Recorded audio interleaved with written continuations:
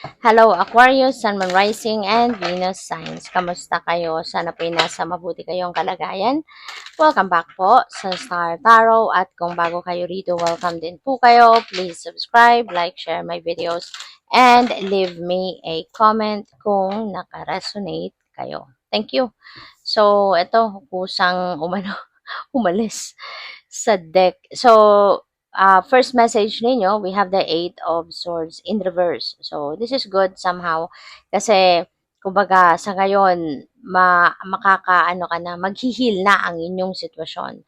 Magiging maganda na ngayon yung sitwasyon mo from being trapped, from being feeling trapped, from being feeling restricted, mga ganyan. Ngayon, parang lalaya ka na from that situation. Makakaalis ka na, no, sa ganyang sitwasyon. And this is the end of depression. No? Ito na yung kasi dati siguro nalulungkot ka to the extent na dumating ka sa puntong sobrang bigat na nararamdaman mo, pero ngayon makakaahon ka na from that. Your situation is going to be healed. Your situation is going to improve na from here on. So, masusolusyonan mo na yon kung ano man ang mga pinoproblema mo dati, ngayon masosolve mo na yan at makakabawi ka na. So we have six of Pentacles. So generosity energy din ito, no?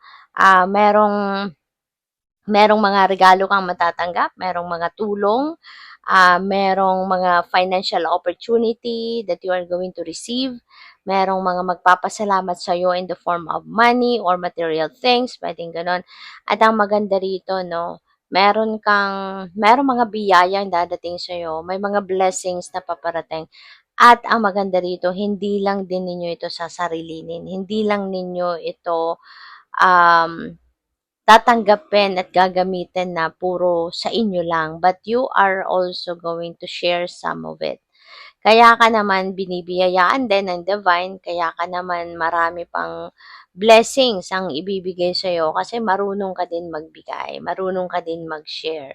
So, may balance, no? May balance, may give and take dito na gagawin ng iba sa inyo. Kaya naman, magkakaroon ka ngayon ng prosperity, ng abundance, no? Kasi nakikita ng universe yung kagandahang loob mo din, 'di ba? Na hindi mo lang sinasarili yung kasaganaang nararanasan mo, but you are also sharing it with other people. We have the High Priestess. Si High Priestess, ito yung paalala sa inyo na it's better if you are going to let your intuition, no, to guide you at all times. Paalala ito sa inyo na pakinggan mo din lagi ang inyong intuition. Pagtiwalaan mo to, pakinggan mo at sundin mo kung ano yung binubulong nito sa iyo. Kasi yun ang gagabay sa iyo patungo sa kung saan kayo magiging masaya, kung saan kayo magiging komportable, kung saan kayo magiging successful, kung saan kayo dapat mapunta. Okay?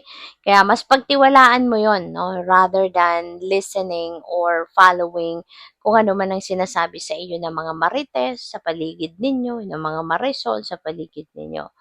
Okay? This is also the time na you will be enlightened. No? Magkakaroon ka ng kalinawan sa inyong isipan. Magkakaroon ka ng clarity.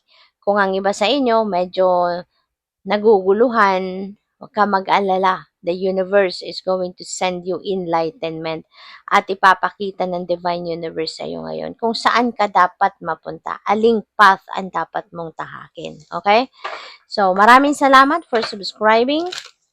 And if you haven't subscribed yet, subscribe na kayo. And also, maraming salamat din for not skipping the ads. Malaking bagay yan sa akin. And also, please click the join button sa baba ng video kung gusto ninyo na mag-join kayo sa membership. Okay? Salamat. Adjustments are required. Yan. Kailangan mong mag-adjust sa ngayon. Kailangan na meron kang gawin para na mas maging maayos ang inyong sitwasyon. Kailangan na meron kang gawin para na mas maging mabuti ang inyong kalagayan, no? So, what else? We have meditate and contemplate kasi napakaganda rin ito para na makapag-declutter ka ng isip mo, 'di ba? Kasi minsan kapag gulong-gulo ka, wala ka talagang maisip na mabuti. Wala kang maisip na yung siguradong-sigurado ka na okay itong naiisip ko, 'di ba? Kaya this is the time, no, perfect time ito kapag may ganun kang sitwasyon, perfect time ito para kayo ay mag-meditate at mag-contemplate para na makapag-isip ka ng mabuti, ng maayos at kung ano yung tama, no, yun ang maiisip ninyo. Okay? So, at isa pa, nakakatulong ng mabuti ito para magkaroon ka ng direksyon. Makita mo kung ano yung direksyon na dapat mong tahakin. Kung ano yung ina-advise sa'yo ng divine universe during meditation, contemplation, doon mo din to maririnig. Kasi when you are meditating, syempre yung tahimik, 'di ba? Matahimik ka. Yung loob mo parang nagiging kalmado, yung isip mo tahimik, ba yung katawan mo nagpapahinga. So, doon mo mas maririnig na malakas ang boses ng soul mo at ng intuition mo. Kaya dito mo yun maririnig, no, na mga mensahe para sa iyo ng universe. So, we have, what do you need to release? Ayan. So, during contemplation, during meditation, dito mo rin maririnig no, yung sagot mo dito.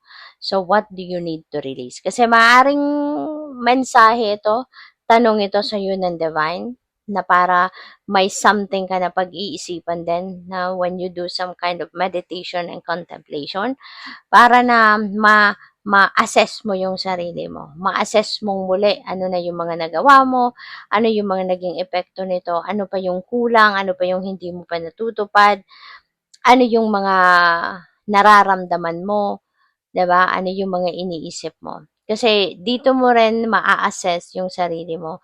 Kung meron pang mga iniisip ka, meron kang thoughts, meron kang mga nararamdaman pa na hindi na kailangan na nandiyan sa buhay mo.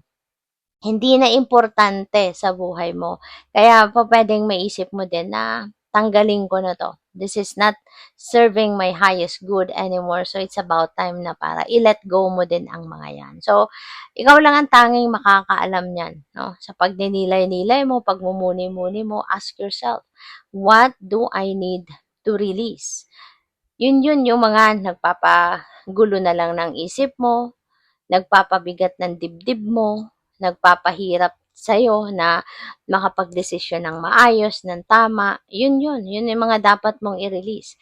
Mga tao na negative ang vibe na dinadala sa'yo, those are the people also that you need to release. Okay? So, good luck. Thank you for watching. Love and light. Namaste.